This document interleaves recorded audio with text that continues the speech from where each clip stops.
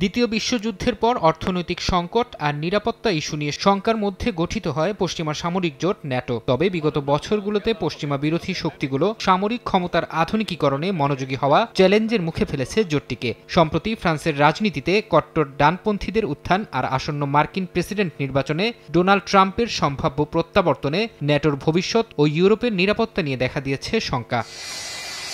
নিজস্ব সূত্রের বরাত দিয়ে যুক্তরাষ্ট্রের গণমাধ্যম পলিটিকো এক প্রতিবেদনে জানিয়েছে, মার্কিন প্রেসিডেন্ট হিসেবে নির্বাচিত হলে ইউক্রেন ও জর্জিয়ার ন্যাটোতে যোগ দেয়া থামিয়ে দেবেন ডোনাল্ড ট্রাম্প। ইউক্রেন যুদ্ধ ইস্যুতে রুশ প্রেসিডেন্ট ভ্লাদিমির পুতিনের সঙ্গেও সমঝোতার সম্ভাবনা আছে রিপাবলিকান নেতার। রাশিয়ার দখলকৃত ইউক্রেনের কোন অঞ্চল মস্কো নিজেদের নিয়ন্ত্রণে রাখতে পারবে সে বিষয়ে ক্রেমলিনের সঙ্গে দর কষাকষিও করতে পারেন ট্রাম্প। নগদের কাছে সব গ্রাহকই প্রিয়, তাই তো সারা দেশে ক্যাশ আউট চার্জ সবচেয়ে কম।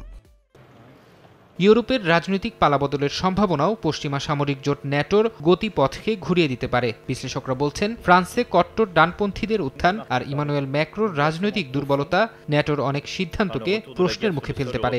যে কোনো ইস্যুতে একমতে পৌঁছাতেও ভবিষ্যতে বেগ পেতে হতে পারে জোটটিকে। ফারহাদ চৌধুরী, সময় সংবাদ।